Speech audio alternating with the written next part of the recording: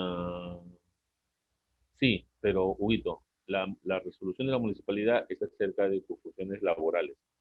Tienes que pedirle o sacar un documento así como una conformidad de servicios donde diga que tú has participado en este grupo de trabajo, has participado para este producto plan tanto tiempo, 3 meses, 6 meses, y eso es lo que va a sumar para que acumules los 3 años. Eso es si no eres de las carreras que yo acabo de mostrar. ¿Dónde está? Carreras. Si no eres de estas carreras, ¿ok? Si eres de estas carreras, ni te preocupes. Si eres de estas carreras, solamente te piden 1 año de experiencia después de la colegiatura. ¿Por qué? Porque si eres ingeniero civil, has llevado procesos de termodinámica interna y termodinámica externa. Has llevado procesos sísmicos. Todas estas carreras tienen formación para eso. Entonces, como tienen formación para estos temas, no necesitan demostrar la experiencia puntual en ese tipo de cosas. Si eres de estas carreras. Si no eres de estas carreras, sí tienes que demostrarlo. Marco dice, los que trabajamos en formulación, no es laboral. Es un formulador, formulador. Tienes que, formulación de proyectos, no, pues un proyecto no es un plan, no es un plan, es la justificación para hacer un plan. Por ahí si no, Marco Tulio, no contempla eso. ¿Existe un ítem? ¿Cuál?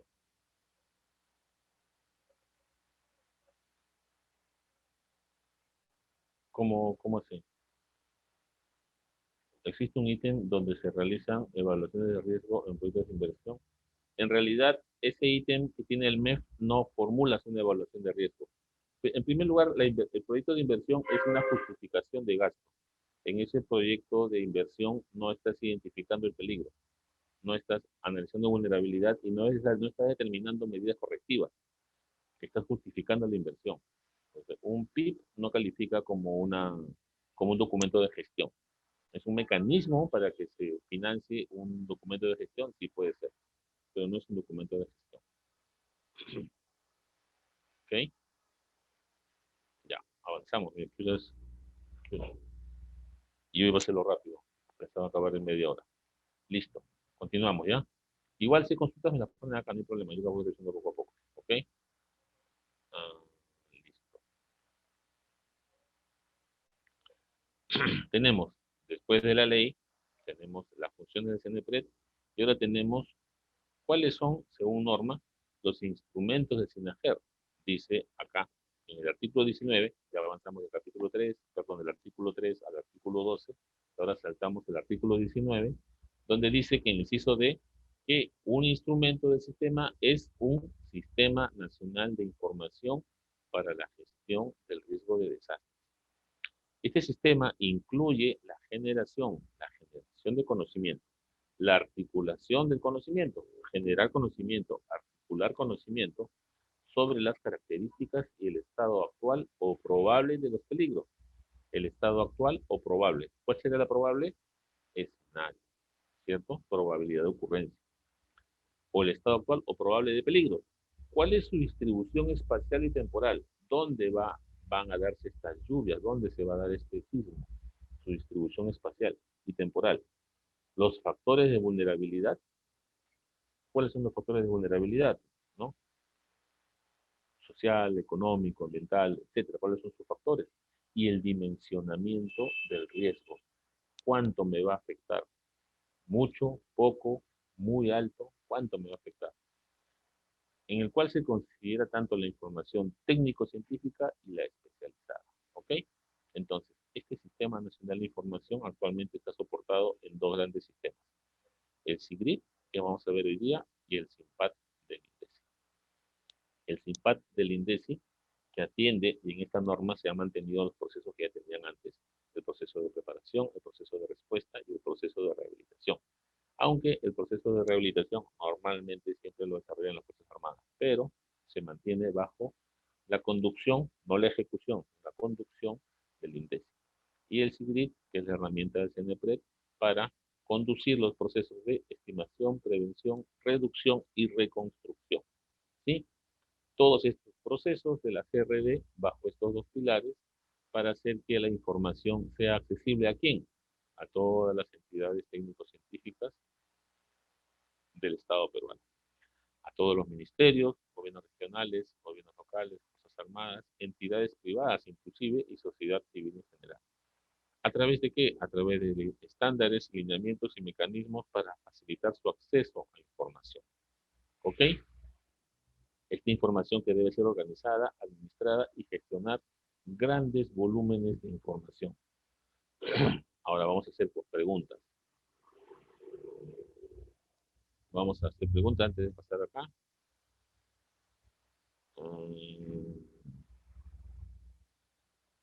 Ya, vamos a pasar acá primero. ¿Ok? Entonces, como les mencionaba, la ley del SINADESI y ahora la ley del SINAGER. ¿Cuál es la diferencia? Que la rectoría primero tenía el mismo INDECI y ahora está a nivel del Estado. Cuando se crea este sistema, tiene una finalidad. ¿Cuál es la finalidad del SINAGER? La finalidad del SINAGER no es actuar ante el desastre, es poner la valla un poco más atrás. Más atrás. Es identificar y reducir el riesgo asociado a peligro. Si no lo puedo reducir, al menos minimizar sus efectos y evitar la generación de nuevos riesgos. Y también la preparación y atención ante situaciones de desastre. O sea, no dejo la parte reactiva, pero ahora me tengo que anteponer, tengo que identificarlos antes que suceda, reducirlos o minimizarlos y así también evitar la generación de nuevos riesgos, que no se generen nuevos. ¿Ok? Esta norma es de aplicación y cumplimiento obligatorio para todas las entidades públicas, privadas y ciudadanía en general. ¿Ok? Me pueden preguntar, ingeniero, pero ¿dónde dice exactamente que esto es obligatorio? Acá está la ley lo dice. ¿Cuál es su aplicación? Y además en el artículo 14 dice, los gobiernos regionales, inciso 14.1, los gobiernos regionales y locales como integrantes del SINAGER son los responsables directos. ¿Sí? Esta parte se entiende, ¿verdad? Son los responsables directos de incorporar los procesos de la gestión de riesgo de desastres en la gestión del desarrollo, en el ámbito de su competencia. Puntos más adelante, dice, los gobiernos regionales y locales ponen especial atención en el riesgo existente y, por tanto, en la gestión correctiva. ¿Ok? Los procesos, como le mencionaba en el gráfico anterior, son 7, ¿no? A cargo del CNPRED, la estimación, la prevención, la reducción y la reconstrucción, y a cargo del INDECI, la preparación, la respuesta y la rehabilitación. ¿Sí? Después de la promulgación de la ley, se promulgó el reglamento de la ley en mayo del año mismo 2011, ¿no? En el artículo 11 de este decreto supremo 048, emitido por la PCM, en el inciso 11.1, indica que los gobiernos regionales y locales incorporan en sus procesos de planificación, ordenamiento territorial, gestión ambiental y gestión e inversión pública la gestión de riesgo de desastres. Vamos a conversar de esto. Además dice en inciso 11.3, dice que los gobiernos regionales y locales identifican el nivel de riesgo existente en sus áreas de jurisdicción y establecen un plan de gestión correctiva del riesgo en el cual se establecen medidas de carácter permanente en el contexto del desarrollo y la inversión. ¿Qué se puede entender de esto? Primero, ¿qué significa que los gobiernos regionales y locales incorporan en sus procesos de planificación? ¿Qué es un proceso de planificación? ¿Qué ejemplo ustedes me podrían dar de esta parte que está en negrita? Incorporan en sus procesos de planificación.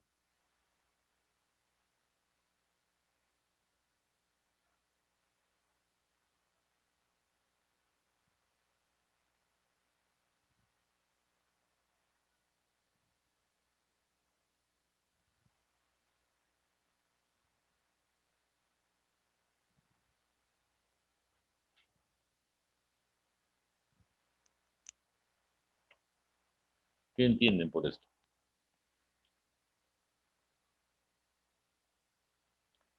Exacto, como dice Orlando, en los planes de trabajo o los conocidos como planes operativos, ¿no?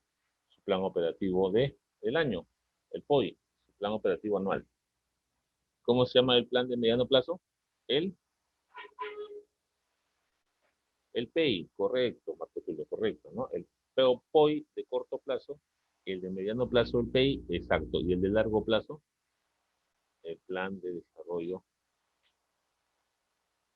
concertado, ¿no? ¿Ok? Entonces, en estos documentos de gestión hay que incorporar, ¿qué dice?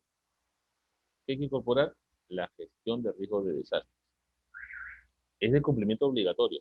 Ahí la norma lo dice, ¿no? Por eso hace un momento alguien me indicó un término y le dije, una cosa es lo que dice la norma y otra cosa es lo que hacen en campo, ¿cierto? Ya. Con lo que hacen en campo no podemos hacer nada. Cada quien es responsable de sus actos después del momento en que firma su contrato con sus funciones y firma su resolución con su contratatura y sus funciones. Cada quien es responsable de sus actos.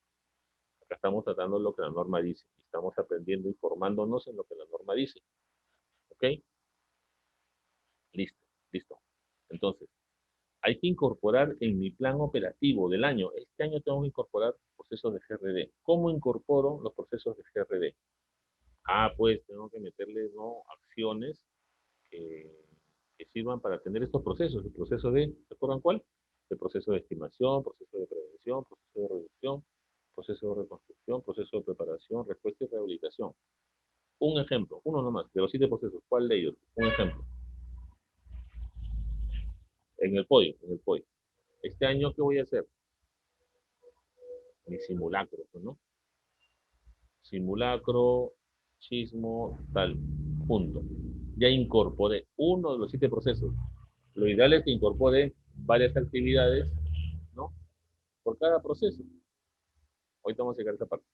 Y en el PI lo mismo, ¿no? A un punto tengo que llegar y en el largo plazo con mucha mayor razón. Ahora, pregunto, ¿han visto ustedes en las entidades cercanas de trabajo que estén incorporando esto? Y van 10 años de norma. O sea, son omisos a la norma. Ya habrá sus consecuencias seguramente con el tiempo. Dice que se debe incorporar a los procesos de planificación y no solamente ahí, también a los de ordenamiento territorial, gestión ambiental y la inversión pública. Bueno, yo sé ya que hay varios presos, o sea, no te puedo decir que el brazo largo de la ley llega para todos, Edgar, pero sí hay consecuencias, ya hay consecuencias. Recuerda que el Perú tiene más de 1.800 distritos. Nosotros nos parametramos acá en Lima, donde son 42, 45, ¿no? Pero hay muchos más en provincias. Yo te aseguro que hay bastantes muertos y heridos fuera de Lima. ¿Ok? Ya que viene la parte importante, que es motivo de lo que ustedes están estudiando y quieren aprender. ¿Por qué quieren aprender? Porque el reglamento de la ley dice en el inciso 11.3 que es responsabilidad del municipio y del gobierno regional identificar el nivel de riesgo existente en sus áreas de jurisdicción. Entonces, tiene que identificar el nivel de riesgo. ¿Y cuál es el instrumento para identificar el nivel de riesgo? El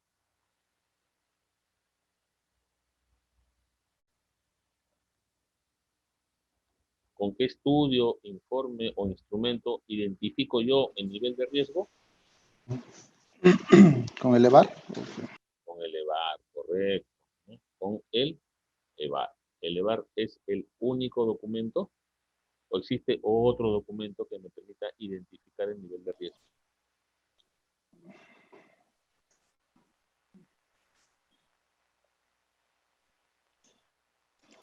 Ingeniero, una consulta, ¿puede?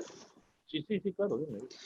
Este, Nosotros como ciudadanos, ¿cómo podríamos saber si cada municipalidad, este, eh, eh, como usted dice, ¿no? Esto está normado, y cómo nos aseguramos o ellos dan cuenta a una entidad de repente que están siendo o que están incorporando estos temas de desastre en cada jurisdicción? Ya, pero el sistema de desastre es en la gestión, es en la ley anterior. En el SINADESI se administraba el desastre. En esta norma actual se gestiona el riesgo. ¿Cuál es la diferencia? A mi entender y en mi opinión personal, no debería existir COFOPRI, porque está formalizando, en muchos casos, propiedad en zonas que no se debe. El municipio sigue emitiendo constancias de posesión y visando planos en zonas que no se debe, ¿cierto? Entonces, la ocupación informal, ya sea con anuencia de COFOPRI, del municipio o algún programa de gobierno que promueva y no corrija que la gente no se asiente en las quebradas de Chotica, de Matucaña y en todo el Perú, no se asiente en esas zonas, porque a la larga o a la corta van a tener afectación, ¿cierto? Eso es prevención. Pero lamentablemente eso vamos a escuchar dentro de unas semanas, dentro de unas semanas. ¿Quién me dice por qué? ¿Cómo? Por las lluvias que se van a generar en las partes altas. Tiene sentido, pero no me refería a eso. ¿A qué me refiero? Dentro de unas semanas, ustedes van a empezar a consumir este verbo. Yo te prometo que te voy a dar título de propiedad. Vota por mí y te voy a dar título de propiedad. Sí, pues, la Y, clásica. y la gente vota por eso. Así como dice el amigo Edgar. ¿Y cómo hago yo para saber? Pues si yo mismo estoy promoviendo que me titulen en zonas que no puedo, después va a venir el Guayco, me va a llevar, voy a ser un afectado, damnificado, le voy a pedir al Estado que me haga un muro de contención, que asegure mi vivienda. Pero yo estoy en una zona de quebrada.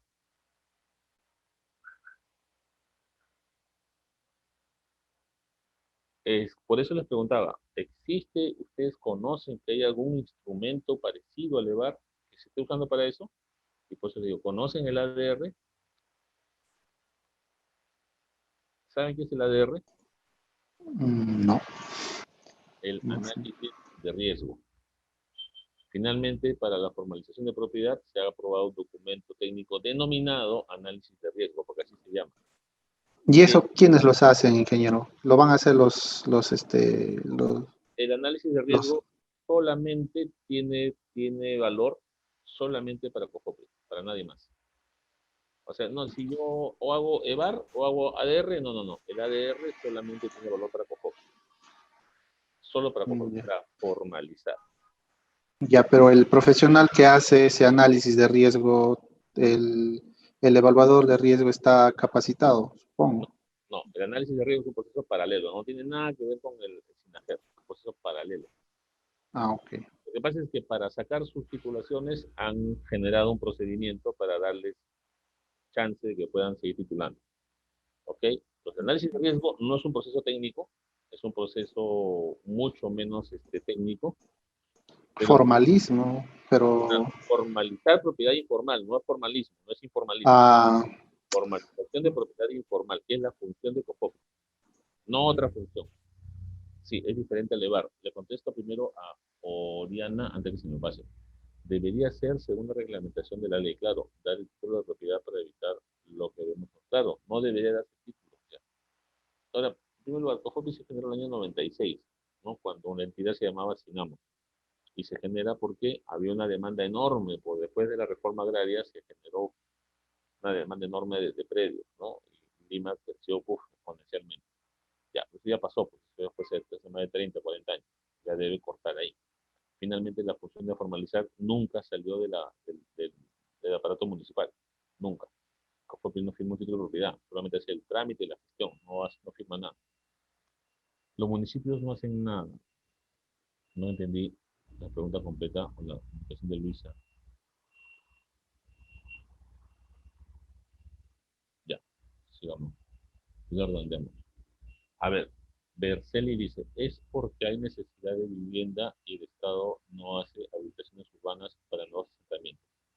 ¿Y de quién es función de hacer habilitaciones urbanas?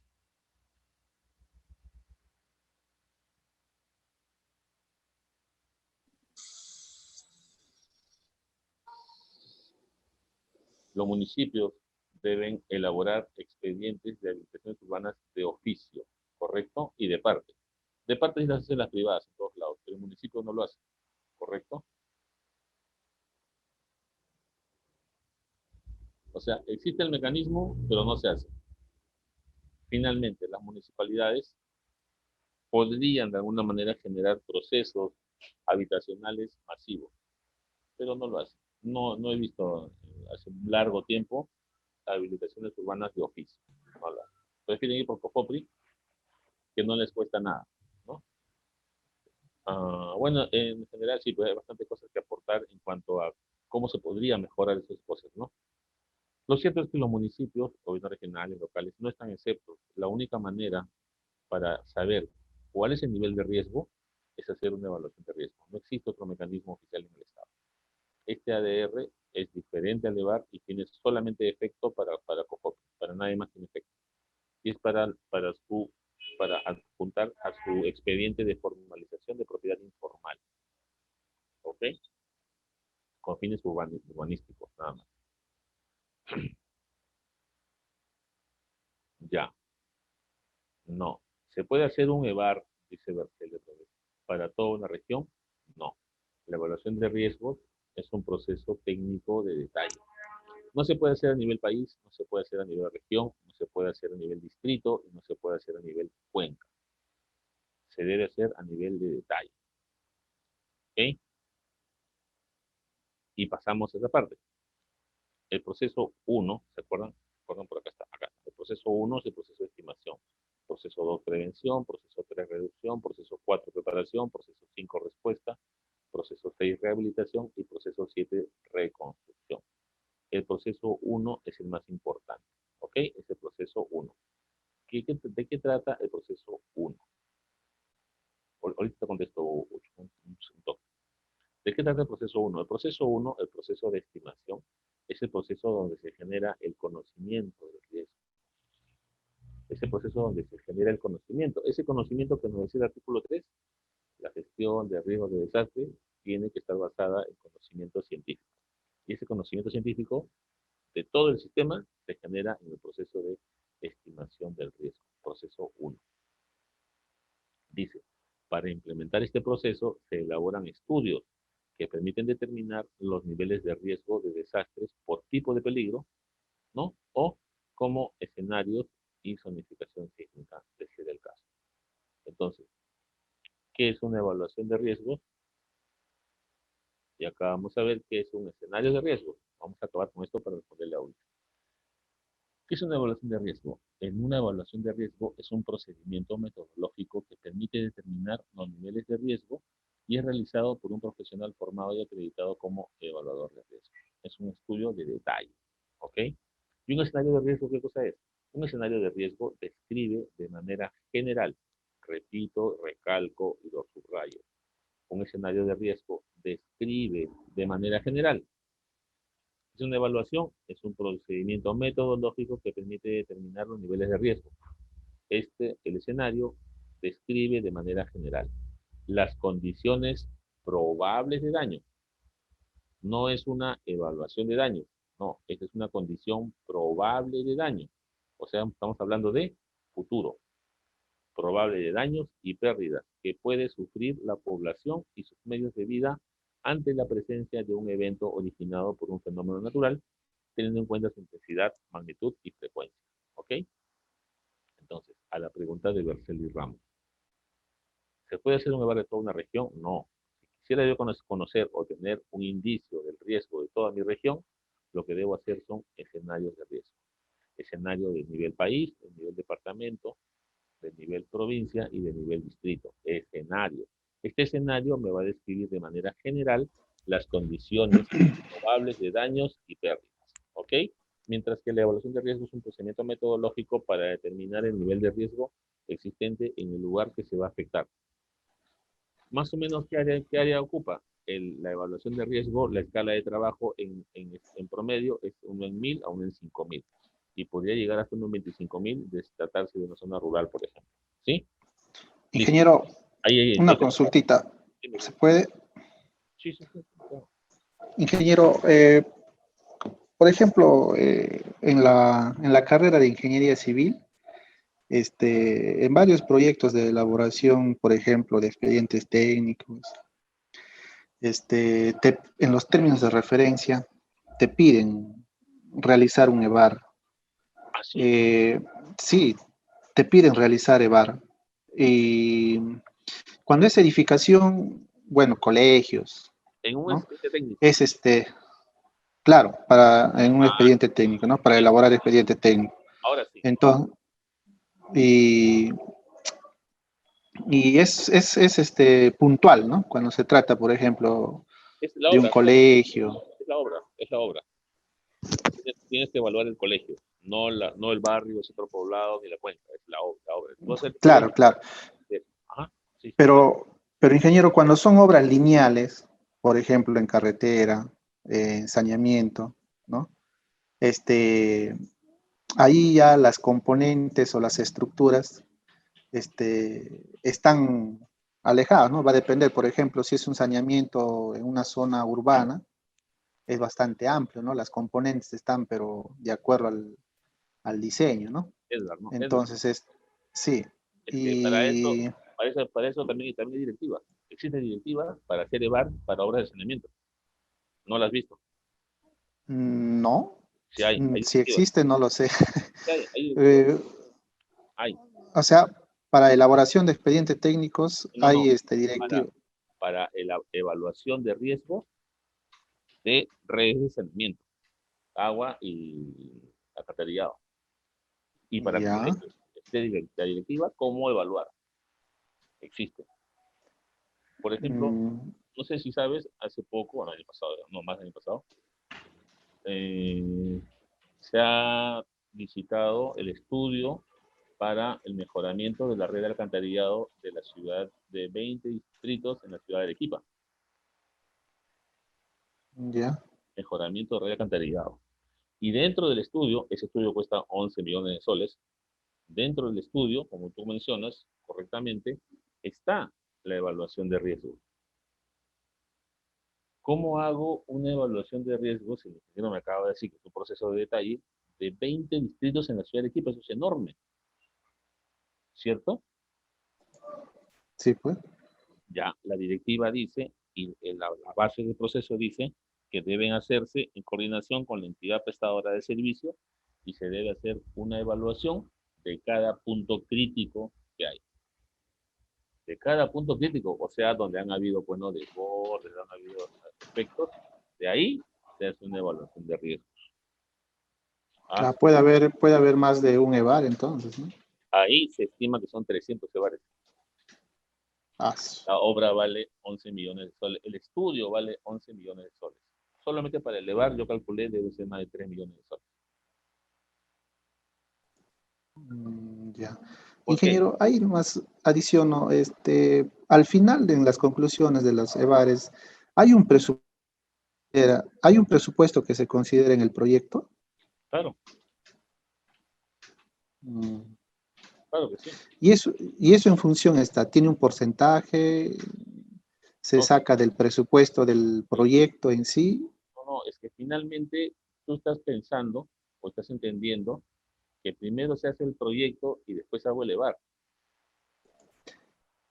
He visto que lo han enfocado de esa manera, Por eso, porque a veces en un proyecto grande, en una que participé, eh, eh, ahí pedían que, por ejemplo, el proyecto constaba de 5 entregables, creo, y para el segundo entregable pedían ya que se tenga información del EVAR, pero hicieron modificar que se pase al final porque necesitaban el presupuesto, en fin, no sé qué justificaron y bueno, dijeron pues que al elevar se podría hacer al final del proyecto porque ya se tenía identificado, pero era algo vacío porque si tú ya tenías identificado las componentes del proyecto y ponte que elevar te salía que no debería ir esa componente y se tendría que modificar. Entonces era una incertidumbre, ¿no? Creo entonces que tú no te lo acabas de tenían bien responder. claro. Entonces tú te acabas de responder solo, ¿cierto? Bueno, esa es la conclusión que yo sacaba, ¿no? Pero yo estaba Claro, participando en otra especialidad, pero bueno, veía que eso claro, estaba sucediendo. es correcto, porque por ejemplo tú dices, como tú dices, si ya tengo el proyecto y ya identifiqué mis componentes, ¿qué pasa si el EVAR dice que en esa zona no se debe hacer el puente, porque no reúne las condiciones? Y si Sí, se pues, hace, tienes que tener obras de reforzamiento mucho más importantes. ¿Y eso qué hace? Que sube el presupuesto, lo que, lo claro, encarece el proyecto, ¿no? lo que declararía el proyecto inviable, porque si pasa un porcentaje, ese proyecto se desestima. Entonces, esa experiencia te demuestra lo que no se debe hacer. No, pues, te están haciendo elevar para justificar el proyecto, y no es así. Primero se debe hacer elevar. O sea, vamos a poner el ejemplo del puente. Vamos a hacer elevar de ese puente. Vamos a hacer la evaluación de riesgos. ¿Sabe qué? Elevar dice que en ese sitio no va, porque es muy caro y el suelo no tiene condiciones. Ah, entonces hay que hacer un EVAR en una zona donde pensamos que sí puede ir. Allá, listo. Entonces vamos a hacer el EVAR más arriba, más abajo, o vamos a encargarle al equipo de evaluadores que ellos identifiquen el lugar donde se pueda poner un puente que tenga condiciones. Con condiciones generas el proyecto de inversión. ¿Y cómo generas el proyecto de inversión? En ese EVAR te está recomendando las medidas estructurales que debes considerar. Entonces, cuando tú elabores tu perfil, vas a considerar esa estructura que te están diciendo. Entonces, ahí no vas a sobredimensionar nada, porque el EVAR dice que la zona, por decir no soy civil, tiene suelos grava. Entonces necesitas muros de contención o mampostería importante, de una altura de tal o cual, por tal ancho. Entonces, Mm, esa es la manera correcta de hacerlo, como menciona Hugo también, ¿no? Primero es elevar, después es el perfil y después el expediente.